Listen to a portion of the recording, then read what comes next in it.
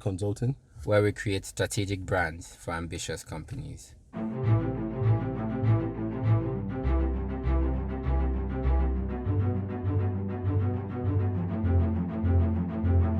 So, Tola, we have a lot of conversations with business owners in our over 30 years of combined experience.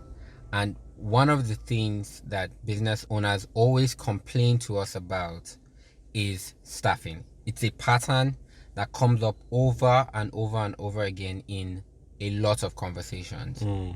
So, why is staffing such a big problem for businesses? yeah, it's an incredible problem, and I think if I got a naira every time someone told me about how they have a challenge with staffing, I would be a multi-millionaire by now. So there's a big gap when it comes to staffing.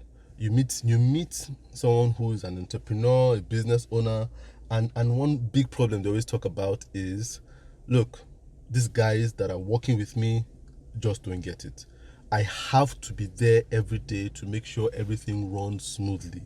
Once I step out, everything goes to hell. So the entrepreneur already has that burden of I have to be there. So it's almost like they are prisoners at their own business. There's no time to go out and work with other people. So staffing is actually a big problem. I do agree with you. And I think this problem emanates from the fact that a lot of people, when they set out to do business or to start up that business, they don't do their homework. And that's why you see we always try to emphasize this, doing this brand sprint with people that we work with. People can come and say, oh, we want to get to design a logo, and we start from the wrong things. We don't lay that foundation, and that's why we really emphasize that sprint of it's a 3-hour sprint. It takes time, but in the end it gives value. People don't build that foundation of what are the values of your company.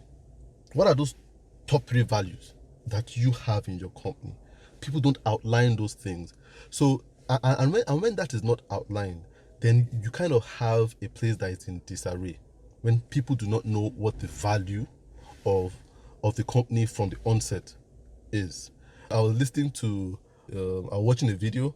Charles Otudo was talking about his experience when he went to a bank, and he said this bank was meant to be the friendly bank. He said that was their slogan. It was a friendly bank at that time.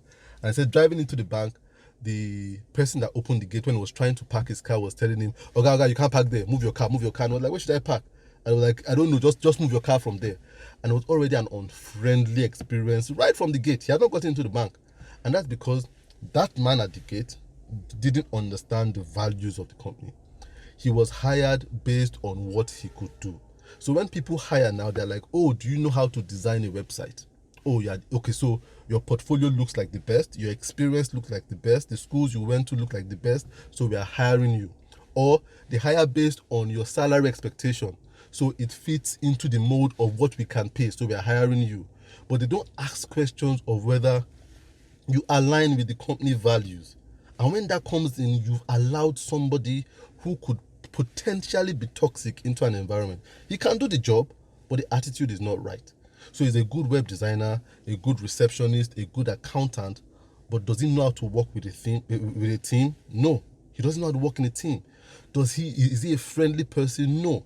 You understand? Is he punctual? No.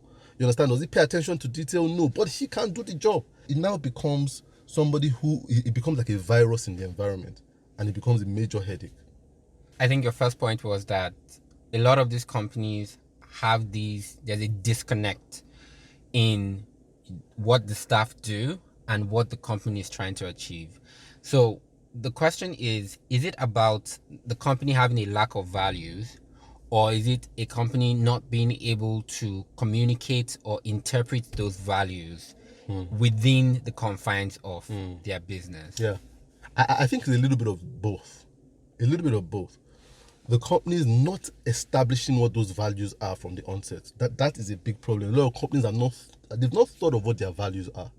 They are too busy thinking of what their product is, what their service is. But those which you talk about, those really non-tangible things that what are the values we have in this company? What are the things that are really important? Is it trust? Is it integrity? Is it friendliness? You understand? Is it hard work? What are our values beyond what we give out as a service? People have not thought about that. So that's the first problem. The second problem is what you said, is the fact that a lot of time the person that owns the business, that started the business, knows the values, but then doesn't communicate it. So you expect your staff to know your values just by some magic. They don't communicate it, or don't communicate it effectively. I realize that a lot of people don't communicate it. They internalize their values. So it's like, I know it. So if I know it, that's good enough. But the problem is that if you know it, that ties you down there every single day if you don't communicate it with every other person there. So sometimes the staff themselves are just acting innocently, in quote, out of ignorance. They don't know what the values are. The guy at the bank that was meant to be the friendly bank didn't know that the values, didn't know how highly the bank placed value on being friendly and being cordial. So he thought he was actually doing the right thing. As a matter of fact, he might have been stopping him from parking where the MD was meant to park. So if you come and you now complain to that guy, he's like, I just protected your space. You understand what I'm saying? So why is the MD shouting at me for looking out for him? Because you've not communicated it to him that, you know what, if it means someone parking in my space, let them park there as long as they feel good. So when they cannot communicate it, that's a problem. When they cannot think about it on the onset, that now becomes even a bigger problem. The way I see it is not having the values in the first place and then not communicating it leads to a lack of culture. But it's actually not a lack of culture within the organization, because if you do not intentionally create a culture by cultivating it by hiring the right people who align with your culture in the first place, and then constantly communicating and reiterating these values day by day and showing it by example, by your practice, that is the way to create a culture. But if you do not create a culture, then a culture will be created for you. So your staff that come in with different ideas, with different personal values, will come and create culture for your business.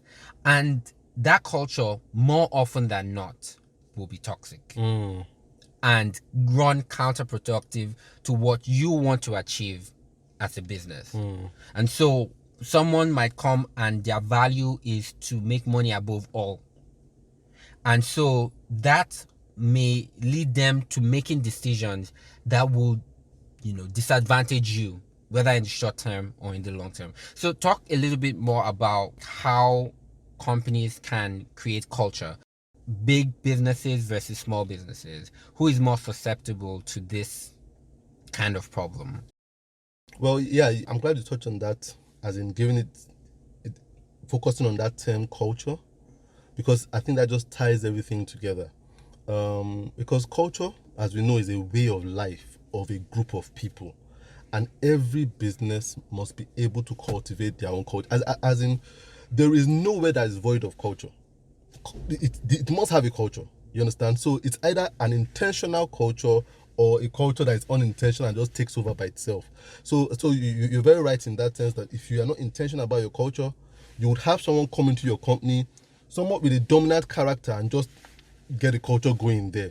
So you now realize that some people start coming late because someone has started coming late. People have started snapping at each other because people have started to pilfer stuff because someone started to pilfer. So establishing a culture is very important. And I said it starts from inception. And culture is based on values. If you have values, then a culture will begin to breed itself. And this can even be applied in the home front. In our house, we have this, don't watch these particular things because they do not align with some of our religious or spiritual beliefs. And we kind of communicated that to our kids. You understand? They can see us do that. They see us tune the channel from what we feel doesn't align with our beliefs. And sometimes they kind of ask, mommy, should we watch this because it doesn't align? You understand? And something interesting happened. We went somewhere and we dropped off our kids somewhere. And myself and my wife went out. And by the time we came back, the person we dropped them with was saying, there were a lot of kids in the house and they were watching this particular program. And my kids stood up and faced away from the TV. And I asked them why are you not watching it? And they were like, look, we shouldn't watch this kind of thing because it doesn't align with our beliefs and stuff like that.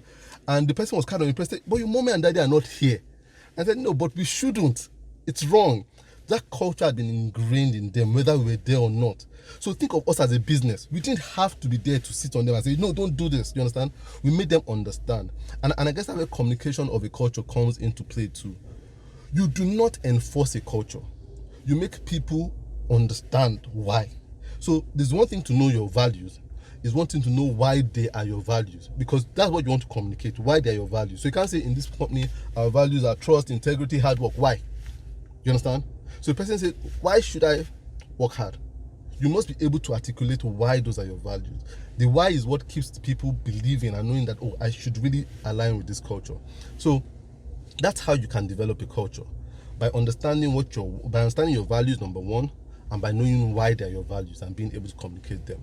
When it comes to the big organizations versus the small organizations, it comes down to, it's not about how big the organization is. It's about how big and how strong those values are in the mind of the person that started it. Very important. You see, Walt Disney died a long time ago, but his culture, his work ethics it still has this effect in the company. It still trickles down into the company. It's still very much alive in the company. So it's about how strong that culture is in the mind of the founder, the person that started it, the group of people that started it, how they've been able to communicate it, how this thing has been able to trickle down from generation to generation. So it really doesn't matter whether it's a 2-man company that started last year, or it's a 500-man company that started 20 years ago.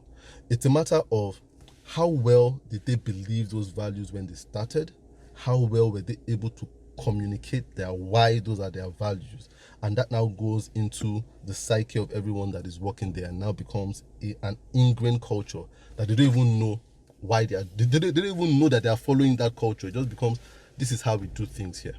So it's more about how big the mindset, how big the belief, and how big the understanding of the why is. And so how can companies do better? How can companies tackle this issue of staffing? I think you need to lay a good foundation. Companies have to learn to do that groundwork by working with companies like ours. And I know, and that's why we emphasize a lot on going through that initial sprint of talking with companies, establishing those values, establishing your why, your what, your who. It's very important. That becomes like your Bible that you go back to every time to put you back in line. You understand? So you read it every time, and you know when you're veering off the path.